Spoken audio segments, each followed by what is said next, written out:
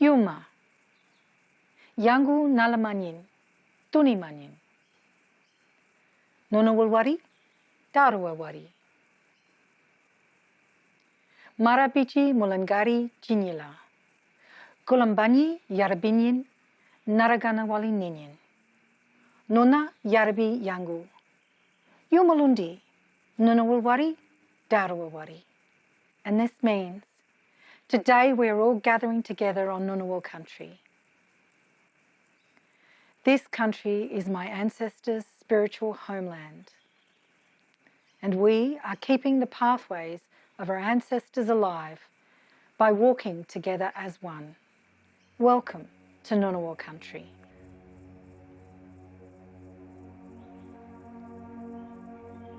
Country is everything. It's family, it's life, it's connection.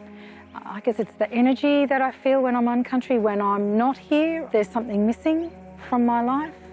It's also a connection with my ancestors. It's a connection because Aboriginal people have oral history, and country contains those stories and contains that history. So when I'm on country, I feel that connection.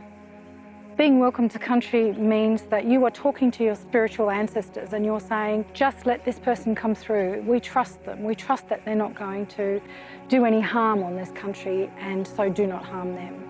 So for me, the significance of being welcome to country is about ensuring your spiritual safety, because my ancestors, and I understand many other ancestors of other First Nations people, are still present on country because they're still with us. They're in the animals, they're in the trees. And so when I walk onto another First Nations country, I look to be welcomed so that I feel a sense of that the spirits are okay with me being there. Me and my ancestors and my cousins, we can welcome as traditional owners someone to the country to quiet the spirits. An acknowledgement is someone who may be First Nations person, who lives on another person's country, and they are, I guess, acknowledging and honouring the traditional owners of that country. So it's an exchange, if you will, of respect and honour, and honouring the country in which you stand when you do an acknowledgement. And it doesn't have to be a First Nations person who does an acknowledgement. Non-Indigenous people can do that as well, and that is just paying respect to the country in which you stand.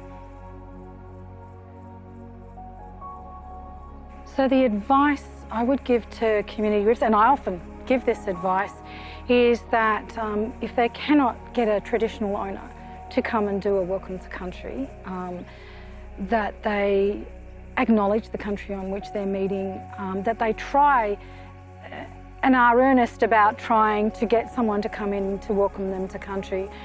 Look at the ACT website in Canberra, look up land councils in other nations, First Nations country that you go to, and do that not as a last minute thing, not as do it by rote, but actually plan it as part of your whole event. And it's inclusive right from the start, not just as an afterthought. That is a mark of respect, and that they're honouring the place in which they're meeting. In Ngunnawal and Wiradjuri word, Yinjamara. So it's about being Yinjamara, it's about being respectful.